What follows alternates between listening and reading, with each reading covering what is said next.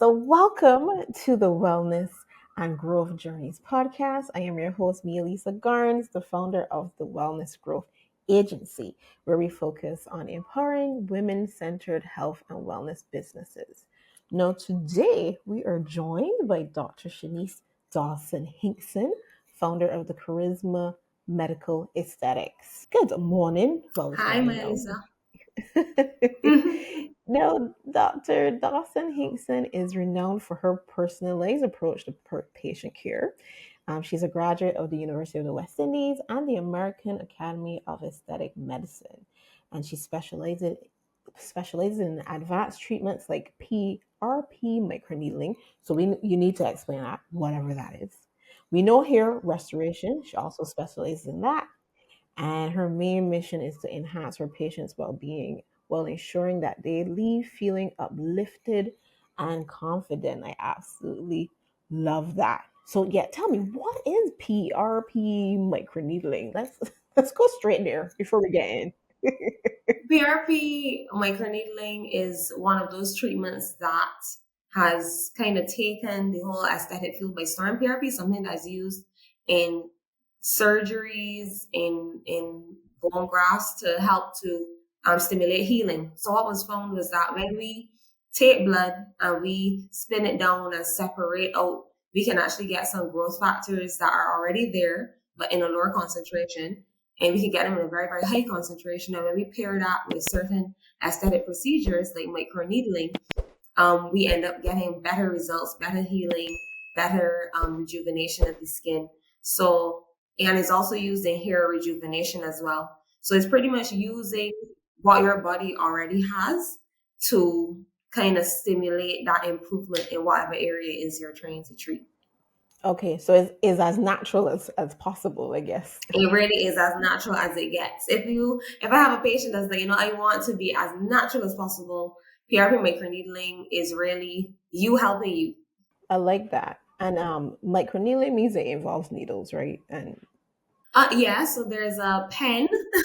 There's a pen that has some tiny needles at the tip of it, and the needles just kind of stamp over the skin very, very superficially. So anywhere between half of a millimeter to 2 millimeters. So very, very, very shallow. And the skin is also numbed first. I would not do it. right. I was just gonna ask if it was painful. Yeah, so most persons are not in pain. Actually, on my page, which I tend to show persons when they ask me about microneedling, there's someone doing it. They're chatting with me. They're relaxed, so it's not particularly painful. Okay, okay. So Mhm. what exactly inspired you to specialize in aesthetic medicine? So, when I was thinking about this decision, this is after I would have completed my training here in Barbados, internship, and I was working in COVID isolation at the time because that's when I started. I just had this urge inside of me that I had to decide what I wanted to do, because I was pretty sure about the things I didn't want to do, but I wasn't 100% sure what I wanted to do. And one of my very good friends was telling me about an experience where she had a lot of hyperpigmentation and she went to an aesthetic doctor in the country she lives in. She lives in another Caribbean island. And I was quite intrigued about this aesthetic doctor that she went to that solved this problem for her. She felt so much more confident and happy with her skin.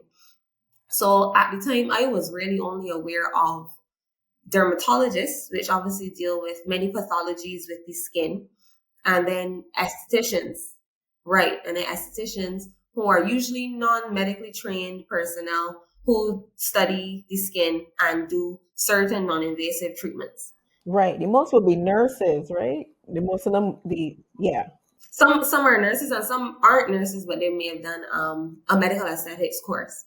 So this doctor, being the medical esthetician, I guess focusing on the cosmetic dermatology side, was not something that I was familiar with. So I started to do my research in that area, and I was already, I mean, as you can see, my hair is red. It wasn't red at the time, but I was already someone who was definitely into aesthetics. Right. Beauty is definitely something that I have always had an interest in, but Right. You just like I to look didn't good. know. You know what I Exactly. mean? Yeah, Yeah, and you need to take look good. care of my skin and my appearance, right? So Right, in researching that, I realized that it was definitely something that I think I would be able to excel in, and I thought it's something that I would really be able to make a difference in persons' lives doing, by helping them to feel confident and to solve issues when it comes to their skin or their appearance. So that's really what led me to research it. And then when I did my research, it's kind of a crazy story because I decided I wanted to do the course, and the course I wanted to do was 2 weeks away in a country I'd never been to, nine right, hours flight away, and I was right. working, and I wasn't going by myself either. So I was telling my husband, "You have to come with me." And somehow, in those 2 weeks, we were on that plane and we were at that training, and that even inspired me more. That was in Holland, in Europe, and that even inspired me more because I was the only Black person in that course, and most of the material that was being taught was about Caucasian skin, about lighter skin tone. So when we were learning about the types of peels we could do, when we were learning about the type of laser treatments we could do, it was all relating to Caucasian skin. So I was the person with their hand up in every single class saying, "So what about Black skin? So what about Black skin? So what kind of lasers can we use? What kind of peels can we use? What kind of skincare can we use?" So that also inspired me to bring it to my population, and really make sure that the products and the services and the treatments that I wanted to bring were suitable for the persons that I would be serving. I appreciate you. Thank you for your service because I mean we can get into it for sure, but for me, when I'm introduced to anything aesthetics and cosmetics and that kind of thing, yes, we do normally see Caucasian women mainly, seeking these kind of procedures, and it was almost like it wasn't for us really. So it really felt like a disconnect. So you know we just that never really I never really even thought about it. The only cosmetic thing I thought about was like maybe like a breast reduction. Everybody want breast implants, but I was looking at breast reduction mainly for like my back and that kind of thing, right? So that was like the only thing. um Nothing facial, anything like that. So it's good that you did the research, and your experience is testament to that, right? Because you're saying, well, you were the only Black person there, and then they were teaching you things mainly for Caucasian skin. So having this knowledge, did you always know you wanted to open your own practice, or did you want to arm yourself with this and then work for another practice here? Like, what was your?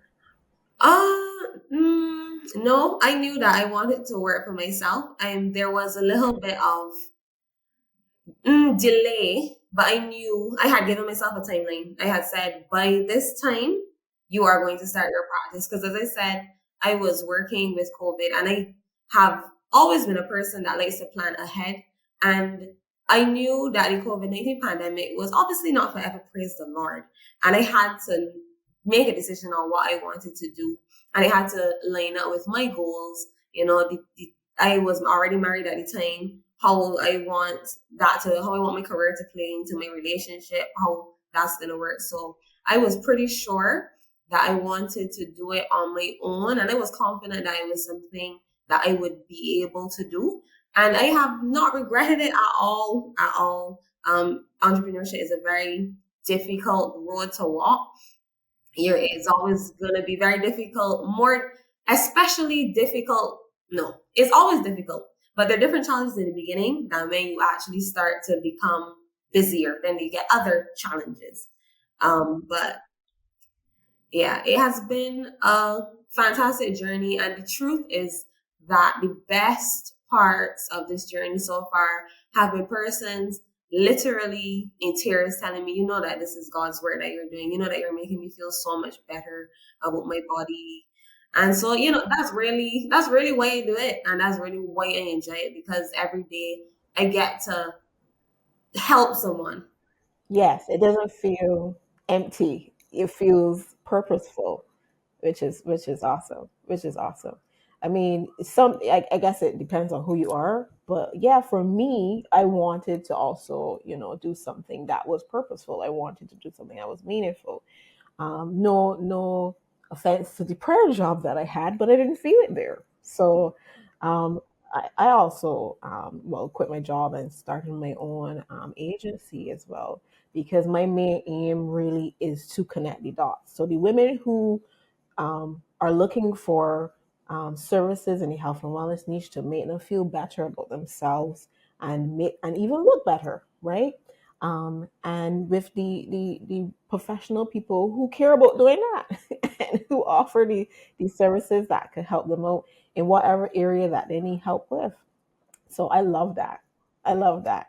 So um, I wanted to ask, because you touched on entrepreneurship, like how did that kind of start? Because it's like, all right, well, you need a place, you need equipment, and like did that feel daunting? Was that difficult to do? Yes, it was daunting, especially at first. But what I did is that once I had decided I was going to do this course of study, I had decided I would not do it in vain, like do it and then come back home and not actually start practicing, start working. So from the time I came back home, I started obviously on friends and family. I had already discussed the room that I was going, figured out the room I was going to use, because I wasn't always in a corporate space. I was working from home for almost 2 years, and that was great as well. But I had already decided on the space. I started from before, no, from the time I did the course, between the time I did the very first course and the day that I started working was about 6 months. And in that time, I saved copiously and was able to Nice. start buying some of the smaller equipment I would need for the facials and the microneedling and that kind of stuff. So it was difficult, but I had a plan and I was pretty confident that it would work out. And if it didn't work out, then there was a bigger plan in place for me. Because of Right. my spiritual beliefs, I'm a Christian. So I believe all things are working together for my good. And I believe that I can't make decisions out of fear. I have to be faithful. I have to Yes. see it as something that is a possibility. But I don't really have a fear of failure, because if it doesn't work out or if it didn't work out, there would be something else for me to do. That is a great mentality to kind of adopt, because that is a big hold up for a lot of people. The fear of the unknown, the fear of it not working out. That stops a lot of people in their tracks. Even from what we call analysis paralysis. You're like, oh, I don't know if this offer is good. I don't know if this is good. It really stops people from just going, pursuing their dreams and just going forward. You don't, it's not about being reckless, because I sat and I thought about the realities of my situation, the pros and cons, and I know that I believe that I was in a pretty good position as well, because it's just me and my husband. We don't have any children. He was working a steady job, so, and I am still young, but I was even younger. And I was saying, if I'm going to take a chance, I can take a chance now, and whatever happens, happens. Mm. Yeah, yeah. But so far, so were you in? You're like in year three, year two, year three, This is my third year. No. right, right, and going strong.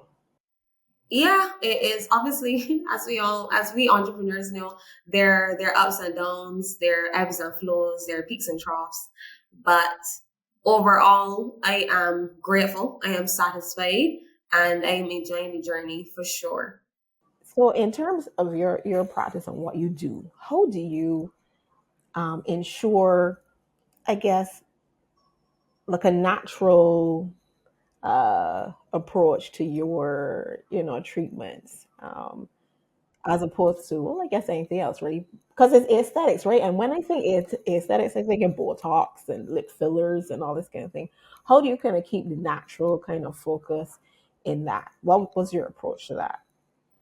Well, first things first, anybody that comes to my practice, we do an in-depth consultation because I need to know where your head is at. I need to know what you are looking for, what your goals are, and I need to make sure that we both have realistic expectations of each other.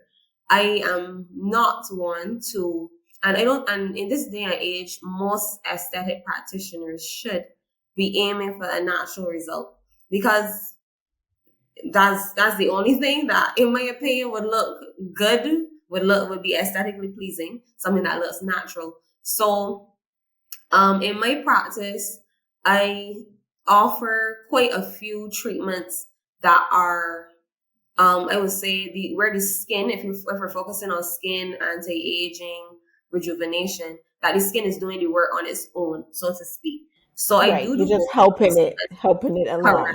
Right. Right. Correct. So if someone comes to me and they're saying, well, I have these lines on my forehead, it looks like this area is sagging a bit, I just kind of want a lift. Now I can offer you Botox, and I probably would, and I can offer you filler, and I might tell you that's an option as well. But I'm going to tell you the reality is that you're losing collagen every year, and you need to Right. do something to build that collagen to actually improve the quality of the skin. Because if we lift and smooth and with the Botox and stuff, that's not necessarily going to make you look younger. It might just change the profile of your face. So to really look younger, you kind of want to reel back the hands of time, which means stimulating the collagen that has been slowing down over the years. So treatments like the microneedling that we mentioned, where the needles are creating some damage in the skin, and the skin is kind of waking up and saying, well, I need to produce more collagen because I have all these little injuries. Or things Right. like HIFU, which stands for high intensity focused ultrasound, which is a revolutionary treatment that uses ultrasound energy at three different depths in the skin. So it's a deeper treatment that stimulates collagen. So the heat energy creates a controlled injury again. And then the body says, well, I need to repair this. Let me make more collagen. Let me tighten up, tighten up. So that is a form of a non-surgical facelift, a non-invasive facelift. Is not equivalent to a surgical facelift, but is actually Right. improving the texture and the quality of the skin. And then there's one other treatment that I do that is within that range, which is called the PDO thread lift. So it's pretty much using surgical sutures that work as a scaffolding to kind of lift up the skin, especially if you have sagging cheeks or jowls. And again, when as that thread dissolves, collagen is formed around it. So these things are done without net. So these things are done, in my opinion, they should be done before Botox and filler because they're gonna actually kind of turn back the hands of the clock on your skin. And then we might Right. just need a touch of filler or a touch of Botox to just give you that overall look that you're going for. But Right. my preference is not to overkill with especially filler, which is the one that people come to me and say, I don't want to look like my cheeks puffed out. I don't want to look, Right. odd. Right. I don't want to look like an Swell up. alien. Right, Yeah. exactly. So oftentimes, like even how the filler is done to where you place it, like you can place a lot of filler in the cheeks and make the cheeks huge, but there are techniques where you can place filler in the temples or in the periaquelar area that kind of pulls the face back. These are all the things that I would have learned over the years through my additional training, not just my initial training. But I've done training in the Caribbean as well. I've done training in the US as well.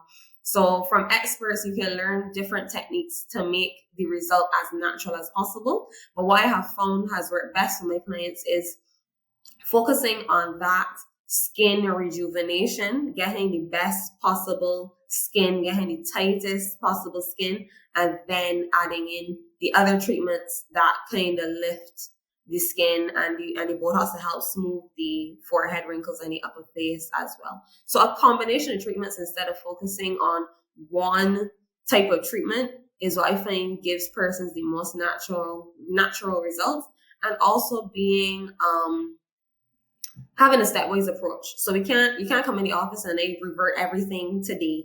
Over a course of months, we would do treatments to gradually improve to gradually improve the appearance of your skin. And as I see how your skin responds to different treatments, I would be able to better recommend what is the best next step for you to achieve your desired outcome.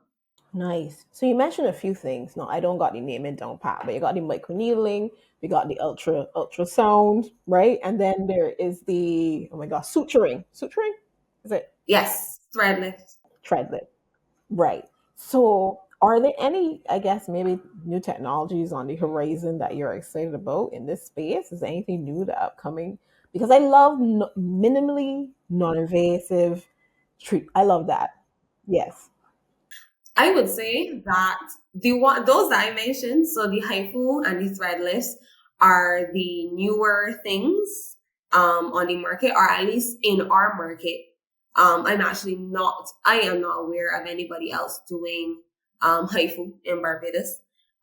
So these are things that only really in like, over the last year, in looking at our population, looking at what persons have when they come in for consultations want, that I've decided these are the things that would really be able to provide the most natural result and the most long lasting result too. Because Botox on filler, generally you're looking at for Botox 4 months for filler, 6 months, maybe to a year, depending on where it's located. While these treatments are actually stimulating collagen and changing your skin for the better, like literally if they take a little piece of the skin and put it under the microscope, is microscopically improved. So that's why I would have added these treatments into my practice, because I want persons to have actual improvement, not just the look of healthy skin, but actually to have healthier skin. I got a question about the Botox and the filler and stuff. Where, because you have to get it done, redone every like 4 months or so. If you're doing Botox, so what happens? Does the body absorb it and then it's gone? Like what happens to the Botox? The body metabolizes it. The body breaks it down. So how Botox works is that it stops the firing between, or it reduces, I should say, the firing between the nerve and the muscle. So you're probably not going to see any lines because I'm still kind of young. But if you look here, you'll see a little line there. And some people you will not have like multiple lines. So if the muscle that I just raised, the frontalis muscle, is creating those lines, and we put Botox in the forehead, I won't be able to raise my eyebrows as much, which means I wouldn't be constantly folding that paper. I use the analogy of when you fold a paper, if you fold it once and you unfold it, you might not be able to see the crease. But if you keep folding that paper, eventually it's going to be very, very weak in that area. So that constant folding is what Botox reduces. So it gives you that smooth appearance. But I'm aware, and I would educate my patients that the reason that my skin is not wrinkling and yours may be wrinkling is because I still have a lot of collagen because I'm still fairly young. So what we actually want to do is get your skin kind of not trying to be blowing my own trumpet, but back to the age of my skin. So back to having more collagen as it used to have. So stimulating that collagen production is always kind of what I go back to, because that's what's actually going to make the skin look better long term. Okay. But the reason that I asked is because I've heard of like celebrities mainly who don't want to do, I guess, that extensive kind of Botox and lip fillers and stuff. And I've seen stuff saying that, well, they had to go in and get the fillers dissolved or something like that kind of jargon. Like they have to get stuff dissolved. So I guess I was just wondering if this is something that the body absorbs, or this is something that once you do it, it stays, and if you want to return natural, then you have to go and get it removed or dissolved, as they would say. Right. So in the case of Botox, generally that metabolizes out of your body, and in a couple of months, so around 4 months, that your muscles will be almost back to normal. That's for sure with Botox. With filler now, initially it was stated that, so filler is made, when we talk about filler, we usually mean hyaluronic acid filler. Hyaluronic acid is a natural compound found in the body, but this hyaluronic acid is made in a lab and it is cross-linked, meaning the molecules are linked, some very, very with multiple links, making it very, very strong, and some with less links, making it not as strong. So we as injectors have to decide how strong we want the filler to be in what areas of the face. So for example, in the lips, it would be something, let's call it medium cross-link to light cross-link. So something that shouldn't last extremely long. Under the eyes, very, very low cross-linking. But like the cheeks, because that's kind of replacing bone, it will be something that is high cross-linked. Now, if your cheeks are done with something that's high cross-linked, it would take longer for that to break down and be removed from the body, which is usually a good thing, because once you like the results, you would want them to remain for a while. Yes, yes, true.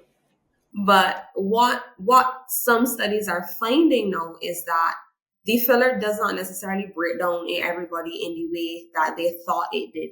So years later, they're still finding filler in the face, which, as I said, is not doing any harm, so to speak, in most cases. So if it is a look that you like, then it's not really a problem.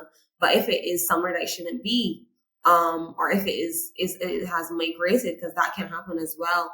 And generally with overfilling. So if the lips are filled and then in 4 months you get them filled again because you want them plumper, you get them filled again, that tends to create migration, which means that the filler goes from being in the lip to being like above the lip and that kind of stuff. The good thing is that filler can be dissolved, which is what you mentioned. So if you don't like the Right. result of your filler, hyaluronidase, which is an enzyme that breaks down hyaluronic acid, can be injected into the areas and it can be removed. So generally, there isn't permanence to it. The body should break it down over time. In cases where maybe it was a high cross linked or the body just hasn't broken it down as quickly, it can be removed if you want it to be removed. But the reality is that there are some cases of persons who have had filler and hyaluronic acid filler, that is, and they tried to injected it and they're having challenges dissolving it, especially I think under the under eye area. So all of these are things that I discuss with my patients because you have to understand the risks of anything that you are doing.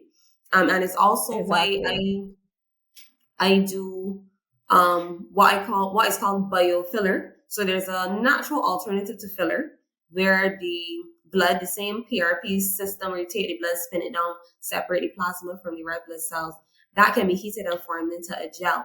And that gel can correct volume and kind of be like, some people call it a plate of food to the skin because it's actually giving those nutrients and those growth factors to the skin. So it could be used in the under eye area, the lips, anywhere. But that is metabolized significantly more quickly than hyaluronic acid filler. So I would imagine it so. doesn't give you the result long term. Yeah. So Right, what right. something that I do though, which I find works extremely well, especially for the under eye area, because hyaluronic acid pulls a lot of water to itself.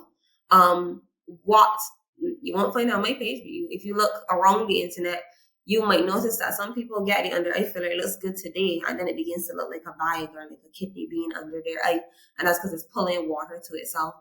So I practice combining hyaluronic acid, either doing biofiller, like just plain biofiller, and if you want to get that redone in every couple of months, you can do that. Or if you want something more long lasting, I combine the hyaluronic acid filler, the low cross linked one, of course, with your PRP or your biofiller, which hydrates it and it gives it a way more natural result and it makes it a lot safer and a lot more aesthetically pleasing to place that under the eye. Boy, I learned a lot of things today because like I said, there is this disconnect about anything aesthetics because it definitely wasn't seem like it was something for me. But I do like that. True. But I do like that there is a natural aspect of it and it's not all seeming like a fake kind of procedures when it comes to beauty enhancement, because there is this kind of negative connotation about using any sort of aesthetic anything to enhance or your beauty. And then the other thing too is that it could be, it seems um like super expensive to do or to get good results, for you, right? So it's good to hear you kind of break down everything, because it does kind of break, I guess, some barriers when it comes to not understanding exactly what happens or what is recommended or what people do to enhance their natural beauty, right? um, do you, when people come to you, is that something that you that comes up in terms of people not being sure because they have this negative connotation, like the Botox and lip fillers and that kind of thing, and then does it come like you have to know, kind of educate people as to like this is what really actually happens. And that's my joy, to be honest, being able to educate persons on these things. So as I said, the consultation is for me to find out what you want. So what when you look in the mirror, and I normally would give you a mirror, what do you see? What are the challenges you're having with what you see, and what are the changes you would like to see? And then from there, I tell you what the options are, and there are always options. At the end of the day, I have clients that do not want any Botox or any filler, and they do strictly PRP treatments. They do strictly microneedling, radio frequency microneedling, and they get the results that they're looking for. It might take a little longer to get the exact result that they want. Not using, because if you have some really deep lines, I'm telling you, it might be difficult only with doing the natural route for them to become completely smooth. And sometimes they don't want them completely smooth, and that is fine. So it's really to do with what the patient, exactly. So it's really to do with what the patient's goals are. And it's just my job to tell you what your options are. And my baseline is always the more natural options. So even when some people come in and say, right, I want Botox. And I'm like, okay, no problem. But you need some skincare because your skin is dry, which is why you're seeing the wrinkles so pronounced. You need to do you're 50 years old, which means that they've been about, give or take, 30 years of collagen depletion. You want to really be doing some treatments to build up that collagen. And yes, we can still do the Botox, but you're going to get the best possible result if you actually take care of your skin first, or in combination with doing these more quick fix treatments. Well, that's a good thing that you mentioned there too. I would say they tend to be appreciative of that, because I'm not just saying get the injection or whatever, but this is the holistic way that you can do it. Right, right. And I like that because we talk about having to drink enough fluid so that you stay hydrated, and then it reflects on your skin. But then I was gonna get into, I guess, skincare on a whole, right? We I don't know if there a lot of women, black women, have like a skincare routine. I mean, when we were younger, we just some like cocoa butter, and you good to go in with it. You used to put it in your face. I think you just used to put it on your skin, and I don't remember even using like any sort of facial soap or cleanser or anything like that. The only time that I actually got into that is when I started wearing makeup. And it's like, okay, well, you gotta remove the makeup properly, that kind of stuff. And even then, there isn't like a particular skincare. I wouldn't call it a skincare routine. I would just call it, well, me making sure my face clean. And if it feels dry, putting on a little face cream or something, right? So it's good that you do a holistic kind of approach. Um, so like, yes, you could come and get your treatments done, but you also have to do your part on maintaining your skin and everything. Um, and since you mentioned that, let's talk about Korean products here for a little bit, because they are this is the, I don't say the hype, but they are in the forefront now when it comes to any sort of skincare products or anything like that. Now, so how do these sort of products fit into your practice? And then like what are the benefits that you're seeing from these particular products? Because I mean, they are Asian complexion, skin, different. They live in a different area. Like how does that kind of translate to people here, Black people, and our weather, our condition, like yeah. Tell me a little bit about that. Yeah, so skincare in general, I have found really we have like the Western skincare, which is what you normally will find in your pharmacies, supermarkets, they're all the brands, not gonna call them. The things that we would say, well, if you want a face wash, you're in the supermarket, you pick up this usual brand and that's the face wash you would use. So most of those are Western American brands. So yeah, there's been a huge rise in Korean skincare recently because what what I have noticed and what persons I guess have noticed is that the Koreans focus on what is really important. So yes, I would say any basic skincare routine, you have cleansing, hydration, and protection. So you need the skin to be clean, you need the skin to be hydrated, and then you need to protect the skin from what's going on in the environment, whether that be sun or other irritants in the environment. So Korean skincare tends to be extremely focused on hydrating the skin and protecting the skin. So they have some of the best ingredients that you don't tend to find in Western skincare when it comes to minimizing inflammation in the skin, keeping the skin plump, and protecting the skin with their sunscreens. So what the Western focus has been generally, so if you think about remember we had Caribou Home Shopping and had the proactive ad. So if you think about the proactive ad, it Oh my was gosh, you're proactive. you're It's suffering. everywhere, right? Yeah, It you're was suffering with everywhere. acne. Correct. So if they're suffering with acne, this works. And that tends to be the Western, and honestly, it has also been our view on skincare. You wait till there's a problem and then you do something about it. While the Korean system has been, they see skincare as part of your everyday living. So you drink water, you exercise, you do skincare. So Right, they right. have been taking care of their skin, keeping their skin hydrated, keeping their skin protected from the sun before there are any issues, which tends to help prevent issues coming up. So what I have found because I still prescribe and provide both types of skincare to my clients, but what I find is that if you need something gentle, something simple, then they tend to not have any fragrances or any significant additives or preservatives to the products. So for skin that is sensitive, it works really, really well.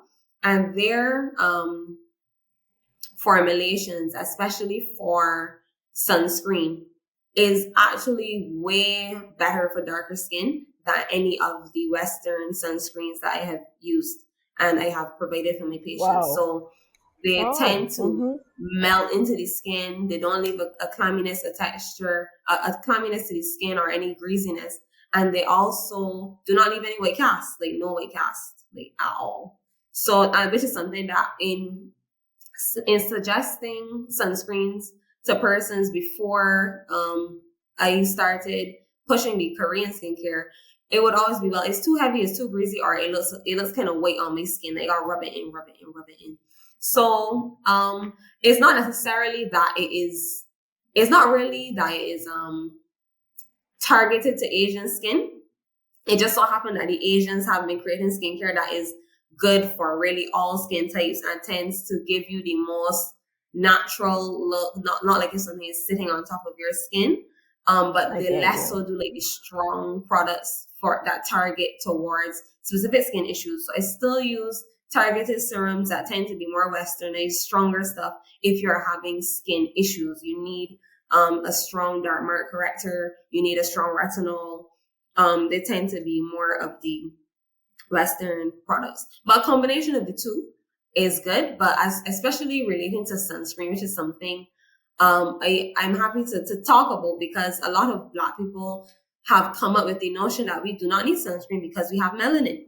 Yes. And we do have Yeah. melanin, Yeah. which is great. So Right. we are not as at risk of burning or having the deleterious effects of the sun causing more rapid aging to our skin, but it doesn't mean that it's not happening. So you do Exactly. age your skin faster if you don't wear any sunscreen. You are going to struggle with hyperpigmentation more. We still struggle with a lot of hyperpigmentation because our skin has so much melanin that one little scratch, one little scrape, one little bump, and you got dark mark. And some of us, me included, suffer with Mm. that more than others. So sunscreen is really important, and it pretty much acts as an umbrella over your melanocytes, telling them you don't have to overreact, you can relax, we're going to protect the skin. So that helps to reduce hyperpigmentation. It slows down the process of aging because the UV rays damage the cells, which speeds up the aging process, and overall is very beneficial to your skin health, and it's something that Black people should do consistently. And though although it is not as common, Black people also are at risk of developing skin cancer. It's not an impossibility. So sunscreen Right. is the most effective way at reducing that risk as well. Yes, and staying out of the sun at certain times of the day as well. I mean, minimizing Exactly. your sun exposure that way Mm-hmm. for sure, please, and drinking and Yeah. hydrating and so on. Hydrating, yeah. I And mean, using barrier methods. Like if you know you have to be in the sun, wear a hat, use an umbrella because it will make yeah, some difference yes, in the impact on your skin. yes, agreed with that. Agreed. And Mm-hmm. we ain't superhuman like that. Yeah. We not superhuman like that. So It's true. with your focus on non-invasive procedures, Mm-hmm. wait, but you can get, yes, you do offer the Korean skincare products and the Western Yeah, I products do. as well. I offer a Right. range of Korean skincare products, which are kind of handpicked based on what I have found works the best. So I don't carry like a full brand because I prefer what I provide is kind of specialized to what I have found are the best Korean products because there are lots on the Right. market too, and that's something that persons Tell obviously struggle me. with when they go online. Is like all these products. So I've tried to curate a set of good products that I found work very very well, and I've been getting very good feedback on the products as well. Okay, okay. I mean, if they have so many products as well as what do you call them? Because you've seen the Airman type masks, and they got like so Oh, the many LED things. mask, the LED mask. Yeah, they know what they're doing. The LED light. Right. I think we have done something there. Okay, LED light tends to. Sorry, my headphones giving a little trouble. No, I got echo in my headphones, Okay. but you can hear me just the same. No. Okay, Yes, I can hear you no. just the same. Okay, good. Yes, yes. Okay, good. So LED light, it actually was studied when persons went to not Mars, when persons went to space. They had LED lights in the spaceship, and they found that the plants responded differently to different colors of light, and they grew really well as compared to how they were growing with just the normal sunlight. So, in doing some more research, it was found that certain types of LED light actually stimulate collagen production, increase blood flow to the surface of the skin, stimulate mitochondrial activity. So it is now a known form of maintaining the skin and rejuvenating the skin as well, and preventing the formation of wrinkles. So it's a good maintenance treatment. Um, but many persons who don't do much with their skin, is like, okay, so I'm supposed to wash my face, put on this toner, this serum, sunscreen, and then I'm supposed to put on this essence, put on this mask, and it seems like it's so much. But what you would find is that um they tend to be they meaning Koreans take care of their skin over a period of years, and then when they're old they look young, because they have made this skin investment. So at the end of the day, just like everything else in life, if you made the investment early and over time, you will reap the rewards. Versus if you do nothing at all with your skin, because some people tell me I just may just rinse off my face in the shower and that is that. But no, we are a good couple decades down the road, and you're noticing some things that you don't like. So we have to make some changes. And I've also found that even if persons are, they feel a little bit out of their wits with the amount of steps. I mean, it might only be like 5. When they practice it, it becomes like nothing. And when they start to see the changes in their skin, they can't live without it. So it's just a habit. And once you start to see the positive improvements, it's something that persons tend to enjoy. I'm glad that you were there to connect the dots because when you Google or you go on YouTube or whatever and use a whole my skincare routine, the video alone is like 15 minutes and it's sped up and you got things cut out, right? And I'm like, who got time? Nobody ain't. Maybe them because they would be beauty influencers or whatever, so they got the time to do it because they gotta make content. But ain't nobody got time for that. I mean, I've seen a billion like washes and creams and whatever, and then you got the little gold patches that you put on here, and then you got some for the lips specifically, and then you got the Airman mask that you can. How long you get? I can't eat no. And then the other thing is that they look young, right?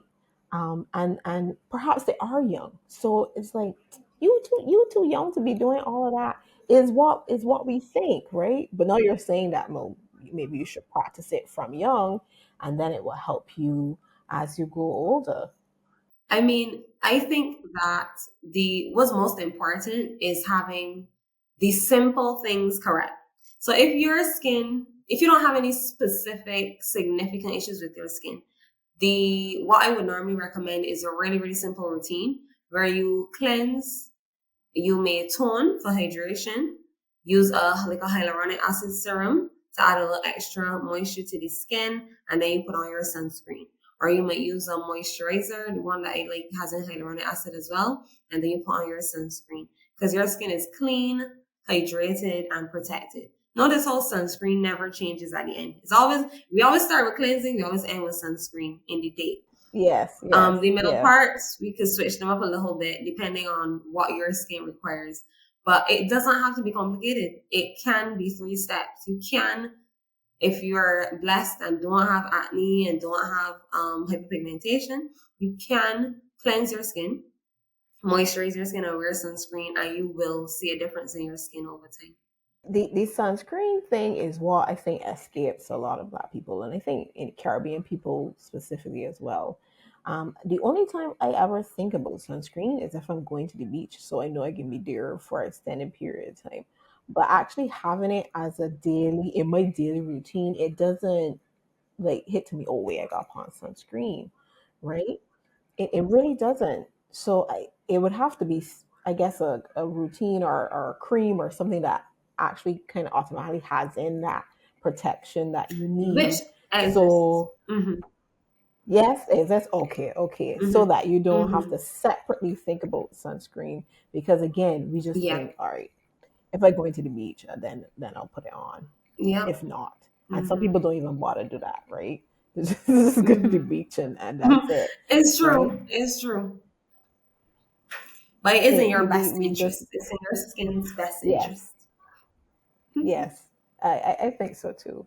And with all that we've discussed about, the talk about how the aesthetic procedures might be, have a negative connotation about it, about how we definitely don't got a skincare routine, most of us, and we definitely don't use sunscreen as a part of our daily routine.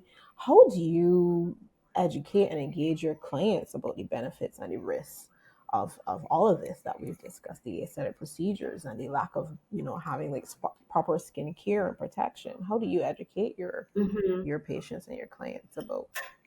Well, for sure, in your consultation, we discuss all of those things. So when someone comes in for a consultation, even if they already have in their mind what they want to do, I would tend to just speak generally on the importance of skincare and the type of procedures that would be best to maintain their best skin health.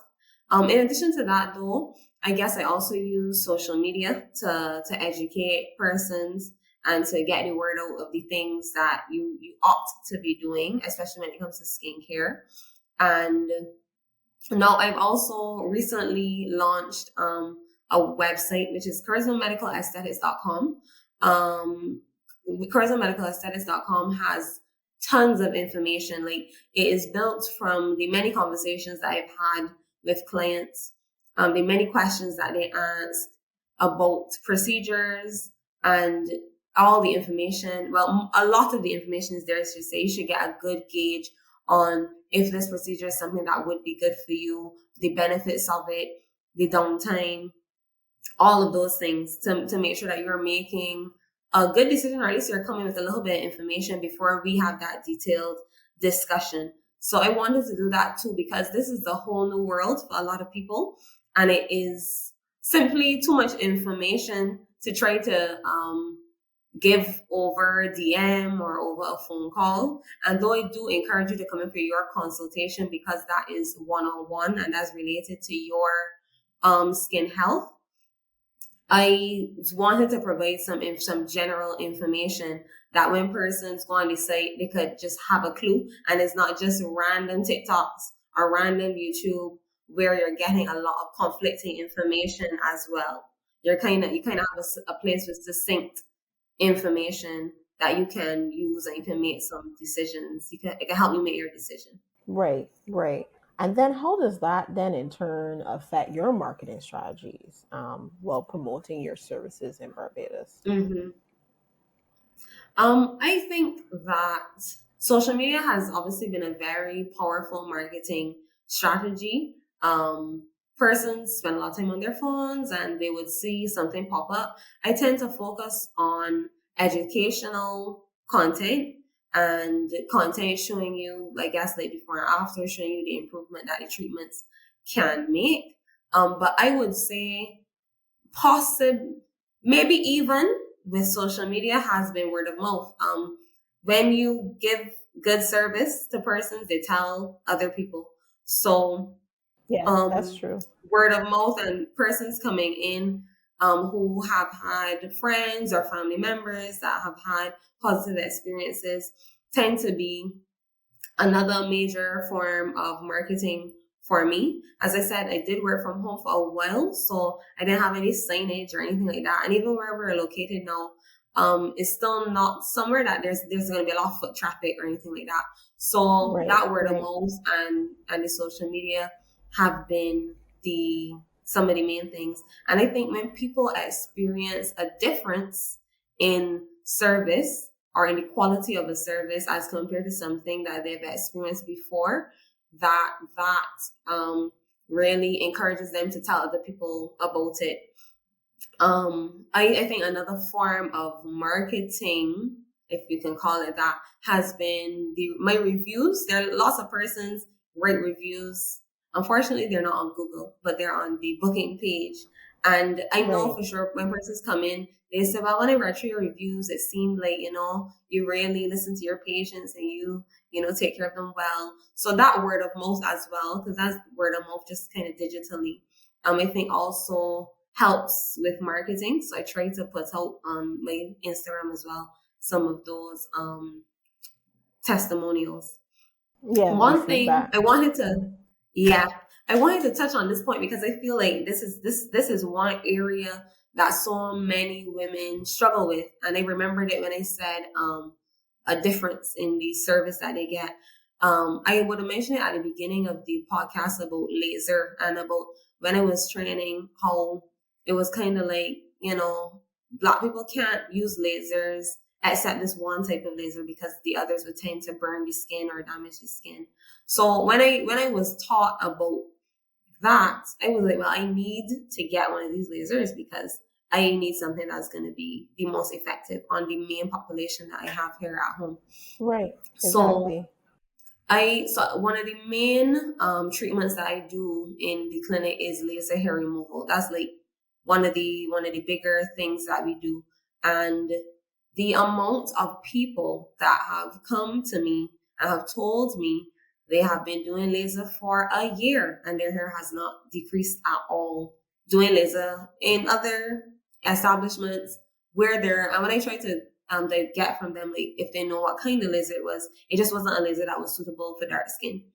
And and then when they have laser done at my clinic, and they notice hair falling out from sometimes the very first session, the second session, and they didn't get burns or anything like that. They realize the difference. So I really wanted to make a plug for Black women. One, you can get laser hair removal. It is not something that is only available for lighter skin tones anymore. But you do need to be careful where you're getting it done and ask the person what kind of laser they're using. Generally, for Black skin, the ND-YAG laser, that's the buzzword you want to listen for, a YAG laser, YAG. Yes, is the type of laser that is most appropriate for Black skin. The wavelength is long enough that it bypasses the melanin and goes to the hair follicle instead of heating up the melanin and burning the skin. So that and so many women suffer with PCOS and have a lot of facial hair, and that can be that can have a very negative impact on their self-esteem. And so when they go to places, because they don't know about all the little details about the different types of lasers, and if someone says, well, we do laser hair removal, and you go for a long time and you're not experiencing any improvement, it could be very, very daunting.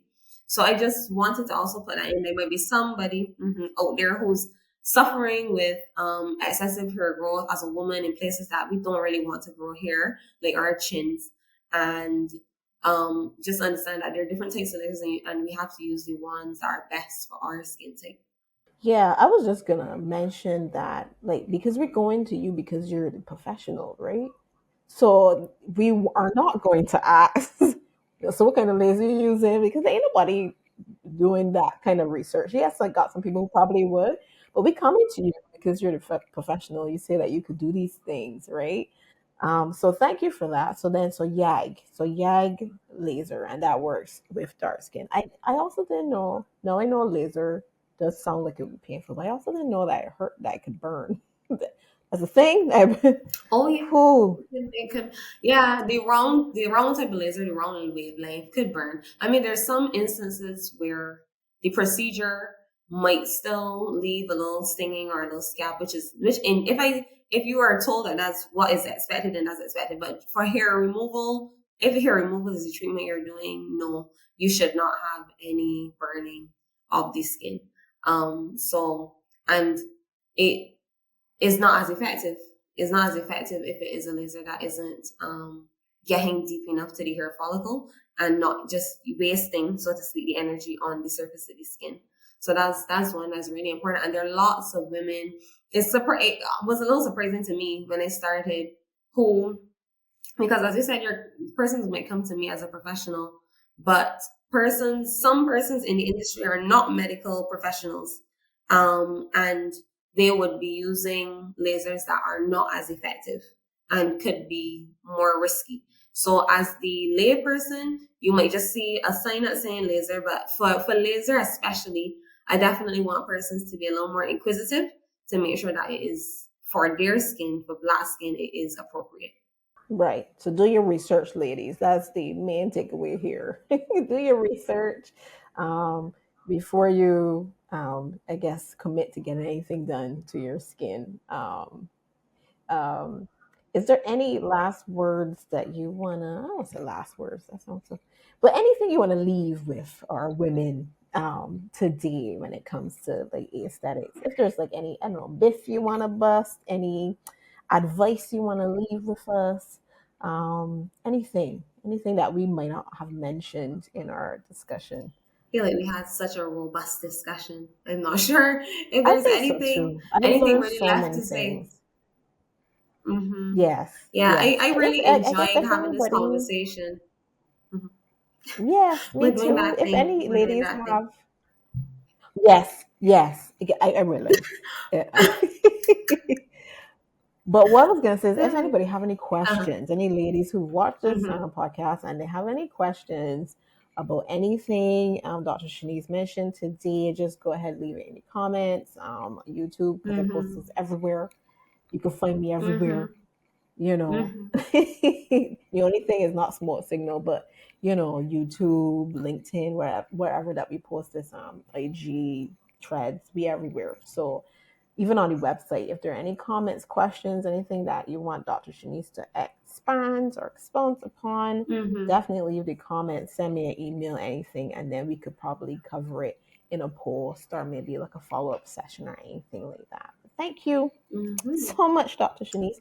Give us the website one more time. The website is charismamedicalaesthetics.com. Simple. And it should have all your handles.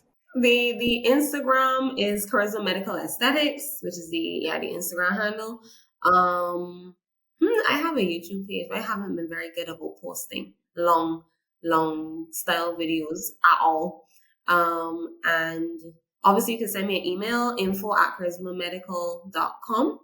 And on the website, you can also purchase the skincare, which, as I said, is a mix of the Korean skincare. There's a lot of Korean skincare there, and some of the other brands that we also carry. And you can actually purchase them online and have them delivered and all of that on the website as well. So there's the educational side, and there's actually like a shop. Nice. Well, that's good to know. I would probably do a consultation though because I would want to get like the products that would be best for my skin type and my routine and that kind of thing. Because I don't wear makeup all the time, but I do wear makeup at times. So like how to handle that, just how to handle like an everyday kind of routine, that kind of thing. So I would probably come with for a consultation before I do that.